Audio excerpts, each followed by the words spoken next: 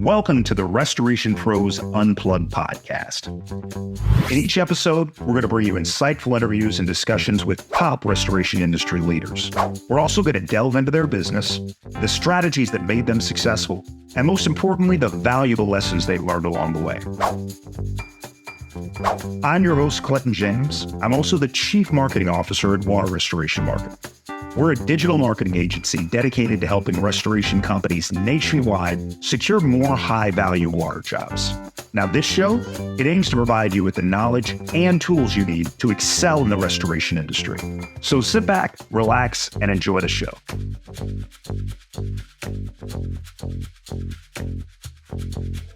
And welcome back, folks, to another episode of the Restoration Pros Unplugged podcast. As always, I'm your host, Clinton James from Water Restoration Marketing. Today, I'm joined by not just a client, but a real pioneer in terms of technology in the restoration space. So I want to introduce the owner of WTR Restoration, which is based out of New Braunfels, Texas, which is my former stomping grounds. I'm a San Antonio native. He's also the creator of a new educational platform called Dr. Moisture. So we're going to talk a lot about that stuff. But before we do, Ben, thank you for joining me on the podcast. Thank you for having me. All right, so Ben Jernigan, he's been with me since earlier this year as a client, and he is doing some really cool stuff, not just with his restoration business, but also with this new educational initiative. But before we dive into that, Ben, why don't you give the audience a little background on yourself and how you got into the restoration space? For sure. So I came in backwards into the industry, unlike most people. 20 years ago, I started out as an adjuster, actually training with Xactimate. And then my dad had a training company, and we used to train adjusters, licensing. And then I got into adjusting for carriers. I was a lead adjuster for Citizens of Florida. And then I ended up becoming a public adjuster and started doing large commercial losses, worked for Adjusters International starting like 2011. And a couple of years ago, I decided a buddy of mine wanted to start a business. I said, well, let's start a restoration company. So that's how I got into the industry. It's kind of backwards. So I know all the insurance side of it. The restoration side, we learned. But yeah, so we've been in business for about 3 years. Okay. But I've been in the industry for over 20. Awesome. You've worked some pretty big natural disasters, right? So for example, in Texas, it happens all the time. Houston, you were part of Tropical Storm Allison. Now, were you working that as an adjuster? The Tropical Storm Allison, I was 18. Yeah, that was a long time ago. Yeah, so no, we were doing rebuilds for houses, like volunteer work. Okay. My first storm was Hurricane Ike, I believe, Hurricane Ike. And then I worked in Mexico for over 2 years. Hurricane Odile, I worked in Puerto Rico for a year and a half, or Hurricane Maria, I think it was. But yeah, I've worked all the major hurricanes, and now I'll just stay local. I was going to say a true road warrior, moving from state to state, and in your case, from country to country, right? Yeah. We're working these opportunities. Tell the audience a little bit about WTR Restoration. What services do you offer, and what does your service area look like? So WTR is exactly what it is, water. So we actually don't do fire and smoke. We don't do a lot of things that a lot of other restoration companies do. So all we do is water damage, specifically water damage and mold. We cover about 45 miles. I'll go all the way to Austin to San Antonio. Okay. But, try to stay somewhat local because that can get busy. And so we only do water damage, and we've become very successful at it. Now, most of the restoration companies that my agency works with, they do the big three, right? So water, fire and smoke, and mold. But you've chosen just to kind of live in that water sphere. What about your experience as a public adjuster influenced your decision to strictly focus on the water component of restoration? I think on the fire and smoke, there's too many variables. There's a lot of labor hours that are used, right, for it. And I looked at profit margins. And plus, I'd rather be really, really good at one thing, master one thing, before I moved on to something else. And fire and smoke, it's one of those things. I've done enough fire claims that in my wheelhouse of what I know how to do and what I'm really good at, we just decided not to do that. I like that. No need to be all things to all people, especially when you're a subject matter expert in one thing, like you are for water mitigation, right? Right. Now, does your team just do mitigation, or do you also do contents, rebuild, any part of the other restoration process? We have done rebuilds. We did like 5,000 square foot elk slides recently, and we try to stick to mitigation only. But what happens is, everybody wants you once you're in their house, they want you to do the rebuild. So it's kind of like one of those catch 22s. But we try to stay to mitigation only and try to just be the emergency room doctor instead of the admitting a physician. I like that analogy. I like that analogy. Especially, we all know the money's in the mitigation, especially when it comes to water. You're going to make great margins on the mitigation.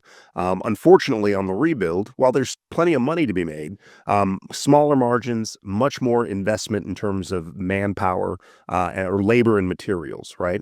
Mhm. And we all know the insurance companies, sometimes can take their sweet time in terms of paying out the claims there. So Yeah. it definitely becomes a cash flow issue for a lot of And restoration. and I feel like for me, the biggest reason is that I go from being the emergency room doctor, and I get 5 stars every time I do just mitigation only, to when I become a rebuild, now they're tired of hearing the, buzzing sound, people walking into the room and eating the Jello, and then all of a sudden I just drop down to 3 star, and it's just kinda like they're over it, the fun is over, the newness of the loss is over, and they're ready to get back to their life, and it just happens. Man, I hear that time and time again from restoration companies. It's funny, the guy that comes in and does the mitigation work, gets in there, dries, cuts, and runs, he is always looked at as the hero to that property owner, right? Whereas the guy that actually comes in and puts everything back together, they always nitpick and find something wrong with there. So, from an online reputation standpoint, I'm sure it serves you really, really well to be the guy that's just coming in and doing the dry out.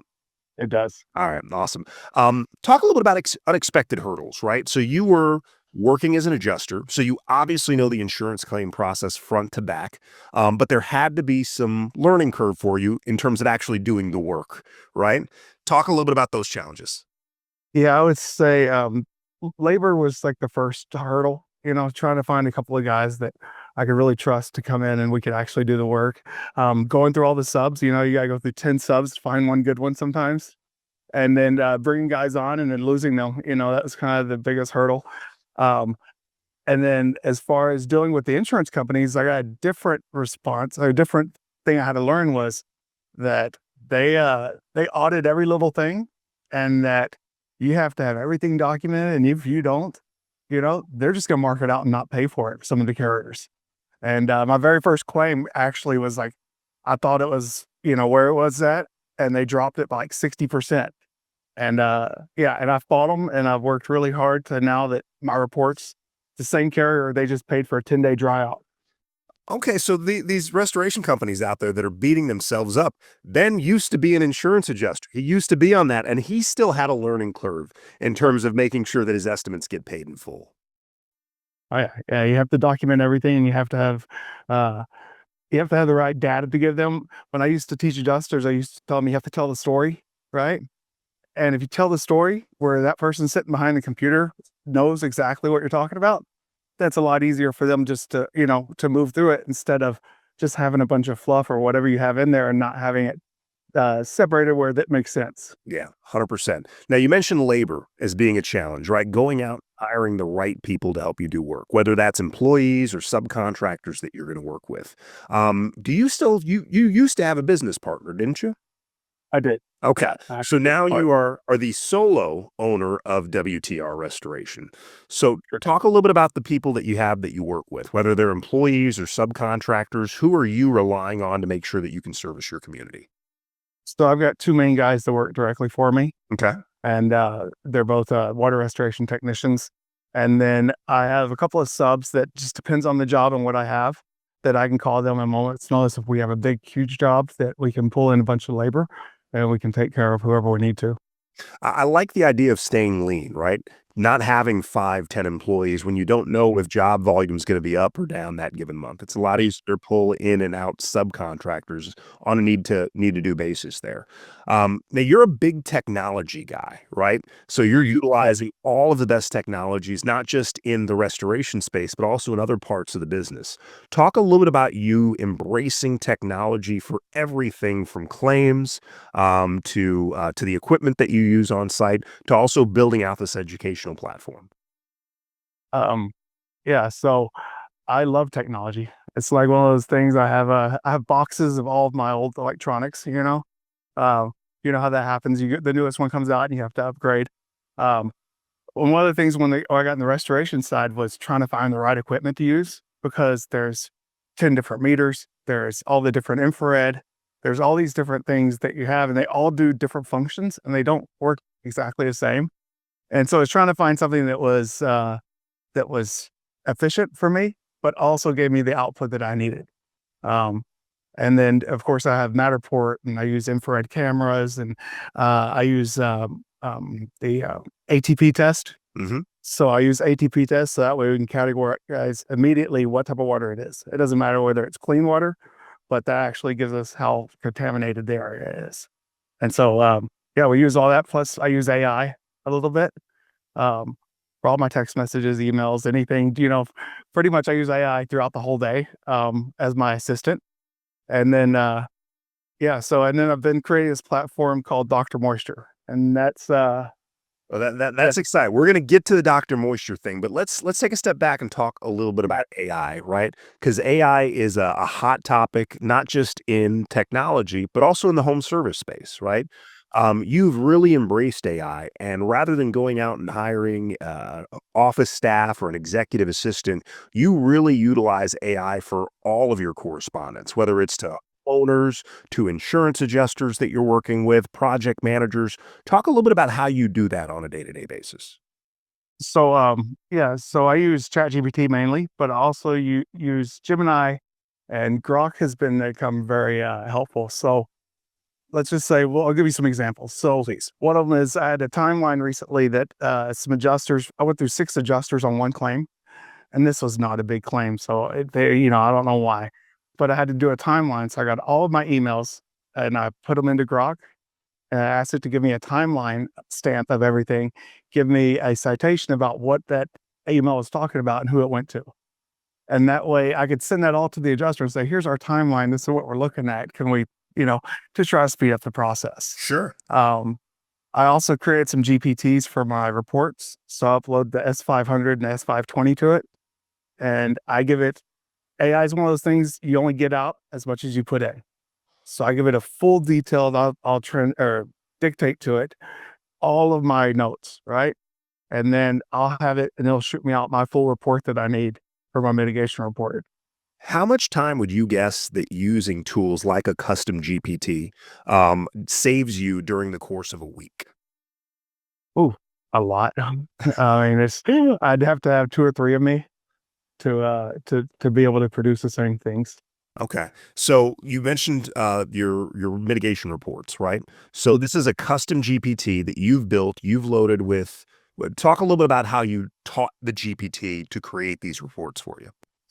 So it originally came from that very first claim that I had. So I realized at that point that carrier was using AI for their rebuttals to me. And this is a couple of years ago, right? Because I got an 8-page rebuttal back, and I'm like, there's no way some guy sitting in the office writing all this, right?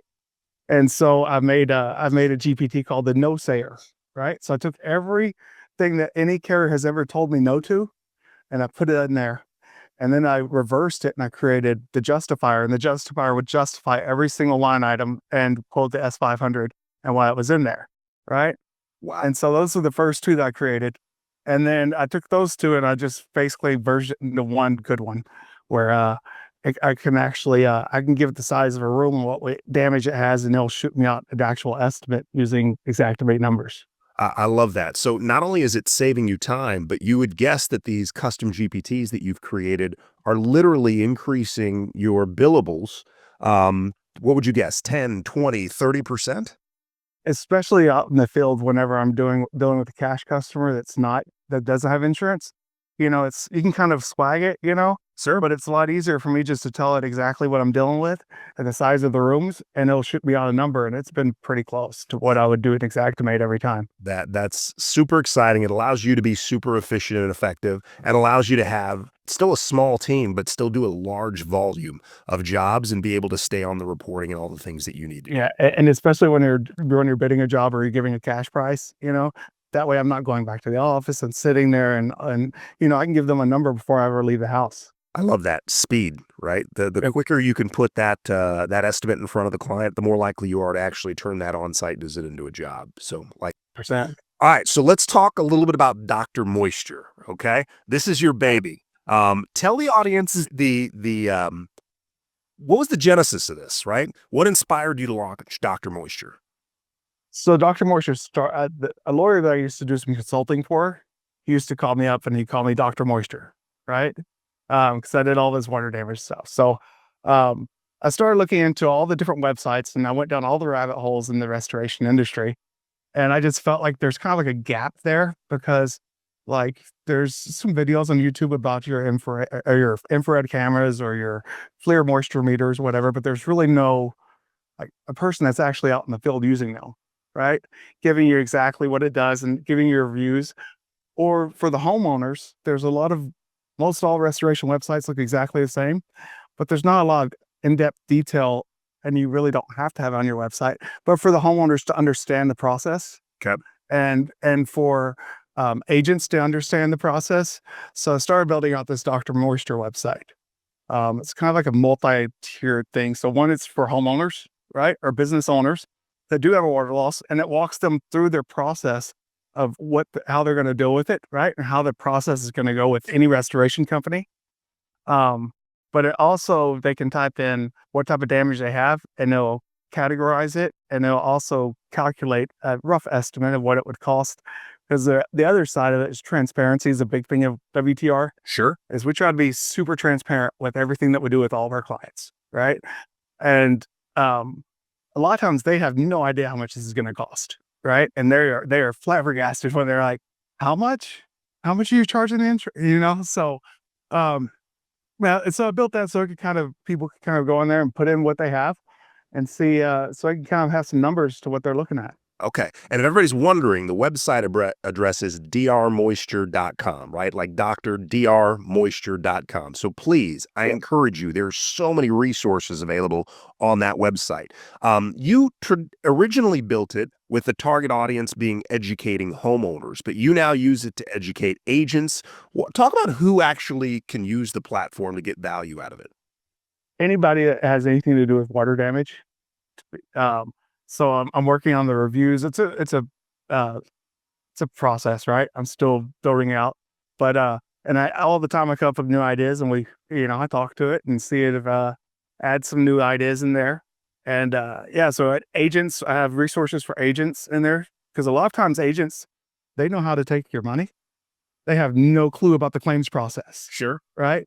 And I've even had agents meet me on site, and they're like, "Well, why are you doing this?" And it's like, "Well, it's Category 3 water," and so they don't even understand what that is. So it's a resource for people to be able to understand it in basic terms that's easy to digest because it's not like you get the S500. It's like, what? It's like reading another language. It's like you're reading an insurance policy. Yeah. So, yeah, so I'm trying to make it where it's easy to digest and anybody can understand it. Now, how are you using the website as a resource for WTR, right? Are you using it to educate homeowners that you're working with, or is it still a new project and you haven't really rolled it out to that point yet? Yeah, it's still a new project. The parts that I want to get that I'm working on right now is to actually have videos built out for my clients. So whenever even before we ever show up on site, I can send them a text with the links, and so that way they can understand the process before I ever get there. I like that. Uh, I like that a lot. I find that the more a homeowner feels educated and involved in the process, the less likely they are to push back in terms of the work that you need to do to get their home back to where it needs to be. All right. So outside of the homeowners, talk a little bit about how you anticipate using it with either other restoration professionals, agents. What do you think makes sense? so one of the big things is because I have probably 10 different moisture meters, Hmm. right? Because I bought all sorts of different ones, and they all do. Well, you're a GAD guy, right? A new one comes out. It's gotta. But I use one, right? So like at the end of the day, I use one, and I went through all these processes to try to figure out what worked best for me, right? And not saying that what I'm going to use is going to work best for the next person, but at least give real world experience to those people. And that's one of my things that because I have a lot of different technology that I use within my business. Are you going to limit it to moisture meters, or are you going to also No, include dehues, air movers? everything. Okay. Yeah, All right. yeah. So everything. it'll be a great resource for other restoration professionals to go out before they invest in equipment and see what Dr. Moisture has to say about that piece of Yeah, equipment there. Um, exactly. all right. So, what's next for Dr. Moisture, right? What else do you see on the horizon outside of being able to educate homeowners on the process, to be able to educate agents on the process, to be able to inform other restoration companies about reviews on various pieces of equipment or technology that they might use in their business? So I think the one thing that I've been really working on is the transparency, like I said, right? So nobody has anything out there as far as what we actually charge, right? I have a price list I give all my clients, right? Like it's in my contract. I have to have a number on there, and I have a 3-page price list that I give them, Wow. right? Now, I'm sure there are restoration company owners right now that are listening to this in their car and are literally clenching their steering wheel, right? Most folks wouldn't give out a traditional price list for restoration services. Well, so if you're charging the insurance company, you're going to be using Xactimate, Hmm. and you can export those line items out, and that's what I have in there. And it's kind of dummied down where it doesn't have all the after hours charges and all the other stuff because you don't need to give them 4,000 line items. They need about 200, and it has the pricing on there. And whatever that price is the same pricing I'm going to use within the software. How does that level of transparency help you in terms of your business and working with homeowners, property owners? So I think the biggest thing is that they feel comfortable because I will give them a number, say, hey, this is going to cost about $26,000 in mitigation, and you got about $75,000 rebuild. The very first time I go out there, I don't, because I think once they know that and they can accept it, then they understand and then you explain the process.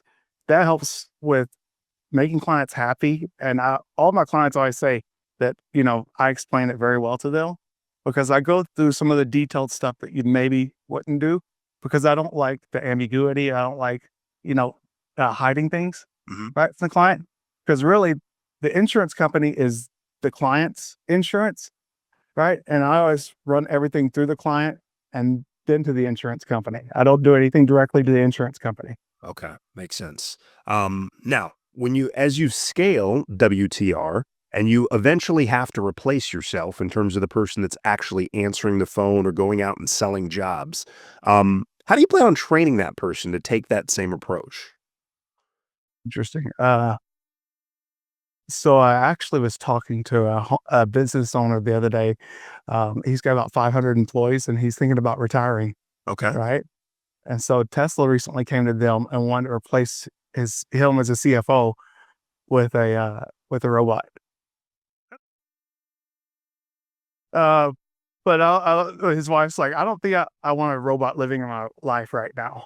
That's Um, but no, I think it's one of those things is doing the time and actually training them with all my processes. Plus, by using AI, I have a very specific SOP.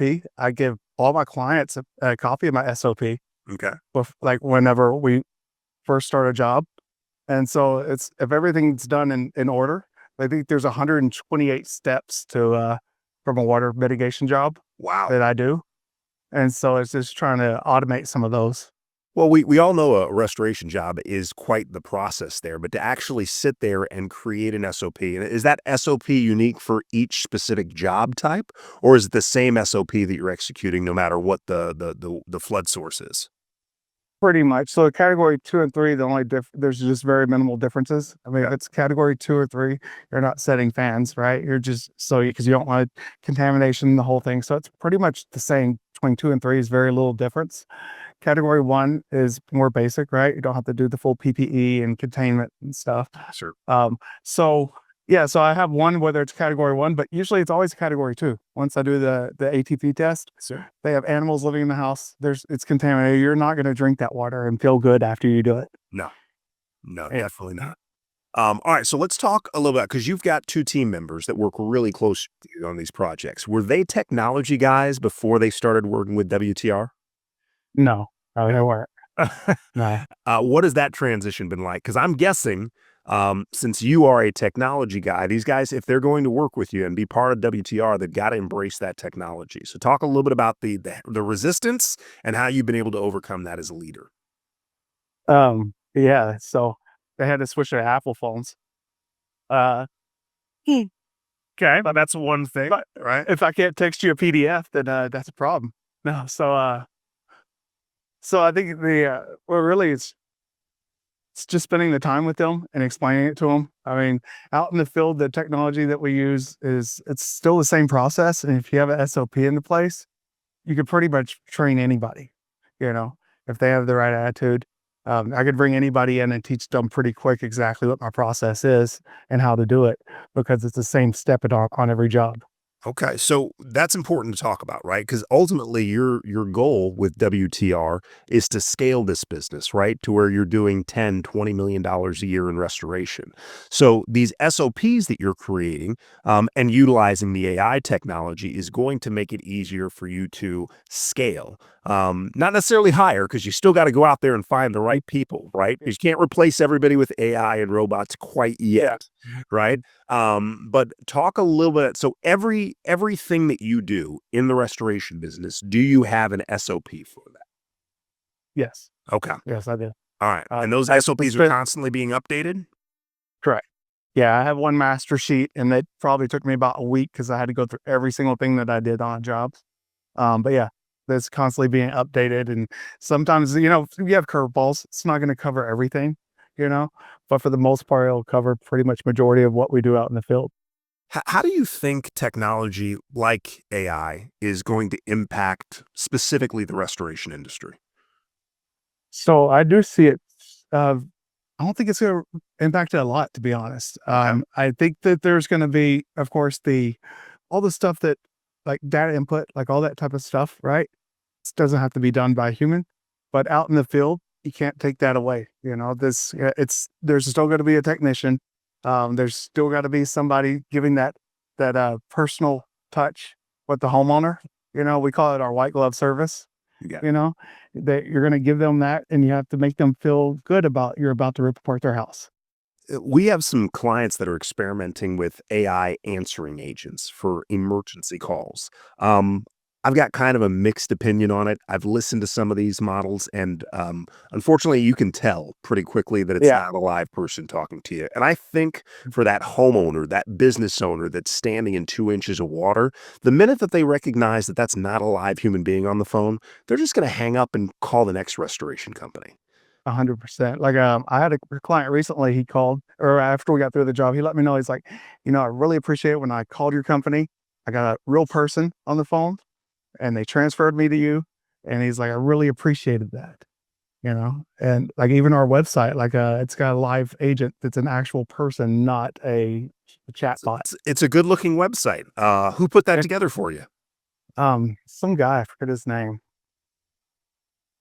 That you guys did. I think I know the agency. It's Water Restoration Marketing. So you've been with us since earlier this year. Talk a little bit about your experience working with the Water Restoration Marketing team. Yeah, so I was doing everything myself before, and wearing all 32 hats. I decided to take off like 4 or 5 of those hats and hand them over to you guys.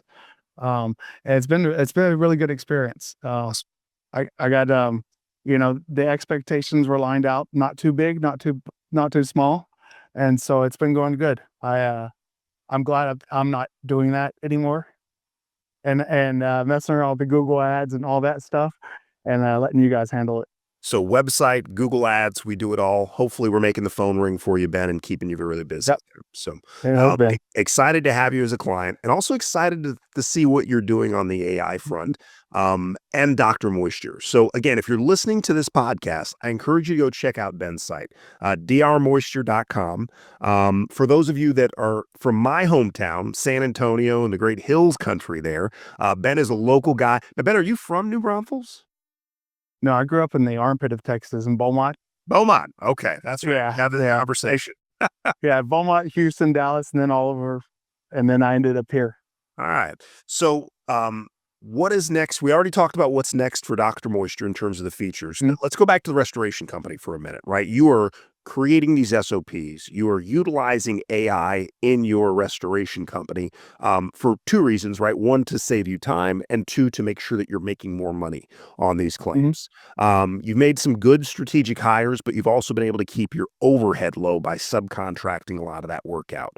And it sounds to me like you're really happy about the decision that you made to really focus just on water mitigation for the time being, so that you can become a subject matter expert. Is that helping you from a bottom line standpoint as well? It has. And, I've talked to several owners here locally, right? They have large restoration companies.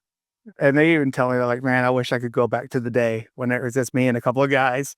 And I think about that a lot because it's like, the bigger your business gets, the more employees you have, the more headaches you have, you have to manage all that. And Trust me, I know I got a team of 25 now. So, yeah. All right. So, what's next for WTR? What do you think are you going to expand your service area? Are you going to hire more technicians? What do you think is the next way for you to scale up the restoration business? So I've got a couple of uh, people that I'm talking to right now about maybe implementing a lot of my SOPs and stuff into their new restoration companies they're starting. Oh, okay. So kind of not franchise, but so yeah, so I'm talking to a couple of people about that have come to me first about it. Awesome. And yeah, that's kind of where I'm looking at long term, is trying to help other independent restoration contractors build out scale out their business or be able to get paid faster, without having to go hire and give your money away to all these other companies that offer services like that. I like that. Building out SOPs, custom GPTs specifically for restoration companies to allow them to save time and make more money. Ben, you are awesome. I love a guy that stays on top of technology, and I love a guy in my home state that's really making it happen for their community. So thank you, Ben, for being a guest on the Restoration Pros Unplugged podcast. For more information on what Ben is doing, I encourage you guys to visit drmoisture.com. So DR like doctor, moisture.com. Thank you guys for sticking around for the interview.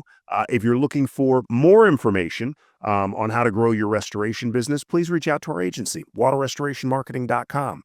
Ben, thank you as always. I know you guys have been really busy with the flooding that's going on in Central Texas right now. I'm glad to hear that your family, your property is safe, but I also want to take a second to send a lot of thoughts and prayers to the families that were impacted by that flooding. Because again, that's where I grew up, man. So that's a place in the country that definitely holds a place in my heart there. So thank you, audience, for joining the Restoration Pros Unplugged podcast today. Please make sure you find us on social, that you like us. And if you so are moved, please leave us a 5-star review on our podcast. It helps us get in front of more audience members. Ben, it's been an absolute pleasure. Ben Jernigan, Water Restoration Marketing, WTR Restoration, and also drmoisture.com. Ben, thanks for jumping on the pod today. Thank you. Thank you for listening to the Restoration Pros Unplugged podcast. If you like what you heard today, be sure to subscribe, share, and also leave us a 5-star review.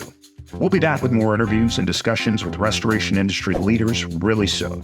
In the meantime, if you're a restoration company looking to add more high-value water jobs, you can reach me and my team at waterrestorationmarketing.net. Again, that's waterrestorationmarketing.net. I look forward to hearing from you soon.